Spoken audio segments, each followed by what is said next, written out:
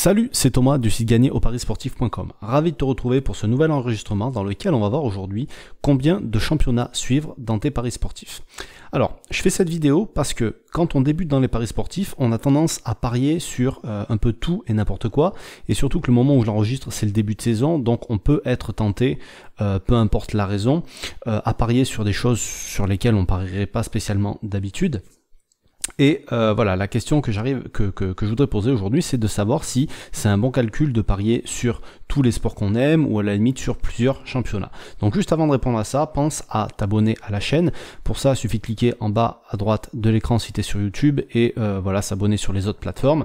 Ça te permettra de recevoir tous les conseils 2 fois par semaine, un mardi, un jeudi et aussi un pronostic public le week-end.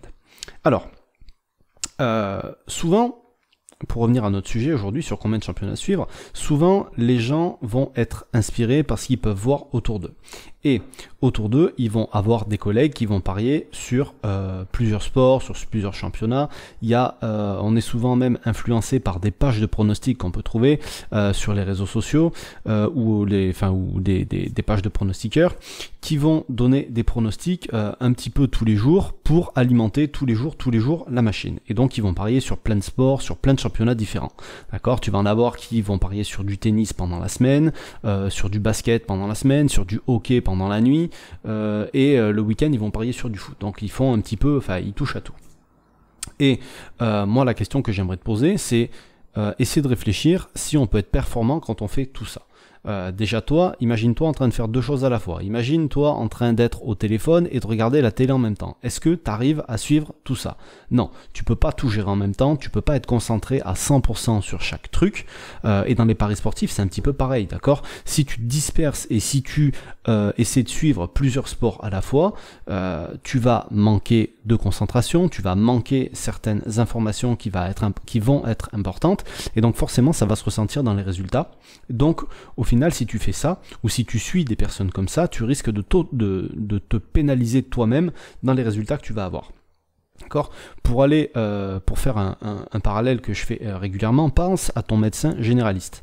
C'est quelqu'un qui a appris la médecine, il a fait de nombreuses années d'études, mais ce mec-là, dès que tu vas lui parler d'un problème spécialisé, il va forcément te renvoyer vers un expert spécialisé dans la discipline. Le médecin généraliste, il connaît plein de choses en général, mais il connaît rien en particulier. Et là, c'est un petit peu pareil. Si tu veux, si tu souhaites avoir des meilleurs résultats, tu as tout intérêt à essayer de te spécialiser dans un sport, mais même un sport c'est très vaste, dans un championnat ou seulement quelques championnats en particulier. Alors évidemment, tu auras toujours des personnes qui sont une minorité et qui réussissent en pariant sur plusieurs sports, en pariant sur de nombreux championnats, mais peut-être que ces gens-là, ils sont même spécialisés sur certaines équipes ou sur certains joueurs qu'ils suivent en particulier, et ça donne l'impression, vue de l'extérieur, qu'ils parient sur plusieurs championnats, sur plusieurs sports, etc. Donc, comme je te dis, ça reste une minorité. Faut pas prendre ça, faut pas croire que c'est facile. Ça demande énormément de travail. Si tu veux faire les choses bien, évidemment, si tu veux les faire à l'arrache, t'as pas besoin que ça te prenne beaucoup de temps. Mais ma préconisation, si tu veux, ça va être de suivre entre 1 et 3 championnats maximum. Si tu paries sur du foot par exemple, si tu paries sur du tennis, tu peux pas faire comme ça, mais tu vas pas pouvoir suivre tous les joueurs. Donc tu vas peut-être au tennis par exemple te concentrer sur les joueurs du top 30 ou sur les joueurs entre la 30e et la 50e place, ou entre la 50e et la 100e, et trouver peut-être des opportunités de rentrer quand ces joueurs-là sont sous-cotés par les bookmakers, admettons. Et le but, c'est de voir comment tu maîtrises chacun avant de te disperser trop. Et si tu t'aperçois que déjà ce que tu as sélectionné au départ, c'est trop pour toi, il faut réduire par la suite. Et de toute façon, si tu tiens ton bilan comme il faut et que tu suis tes résultats par championnat, par type de pari, etc., tu vas vite t'apercevoir de ce qui fonctionne bien et de ce qui fonctionne moins bien. Alors, Il y en a certains qui diront oui, mais si je me spécialise, par exemple que je parie que sur la Ligue 1 au foot, ça se trouve il y a des week-ends où je vais faire que un pari, voire même 0 ou peut-être seulement 2. Alors oui, tu auras l'inconvénient de peut-être faire moins de paris, mais tu seras beaucoup plus serein dans tes choix parce que tu auras beaucoup plus de connaissances, tu seras beaucoup plus spécialisé. Donc au cumulé, tu risques de faire peut-être plus de bénéfices que si tu te dispersais parce que tu vas perdre beaucoup de paris parce que tu auras manqué d'informations, comme je te l'ai dit plus tôt.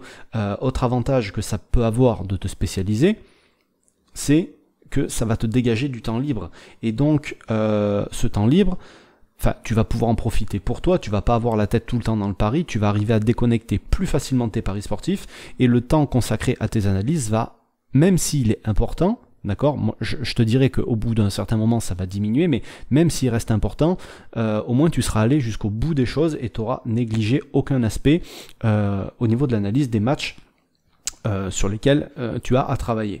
Ensuite, pour trouver des informations, tu vas beaucoup moins galérer parce que, à force de chercher des informations toujours sur les mêmes championnats, au final, tu vas découvrir des sources qui seront plus complètes que d'autres, des sources d'informations, des sites, des profils sur Twitter, peu importe le média. Donc, tu vas moins galérer pour trouver des infos parce que tu sauras où trouver et tu vas trouver des sites de plus en plus complets au fur et à mesure que tu vas trouver.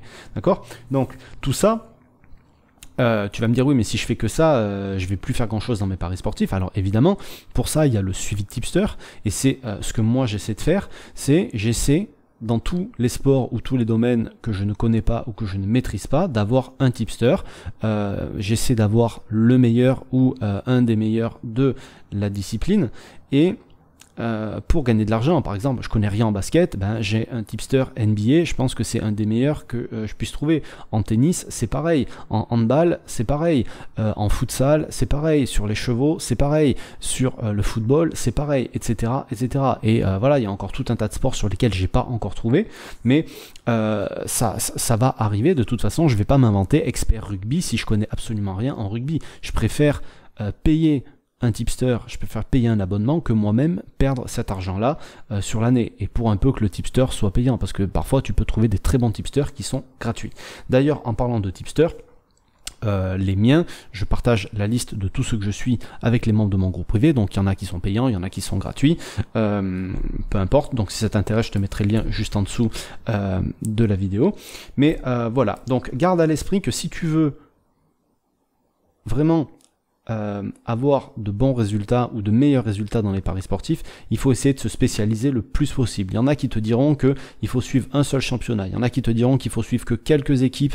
Donc au plus tu vas aller en profondeur dans la maîtrise de ce sur quoi tu vas parier, au plus ça sera facile pour toi, et au plus les chances que tu aies des résultats seront meilleures de toute façon.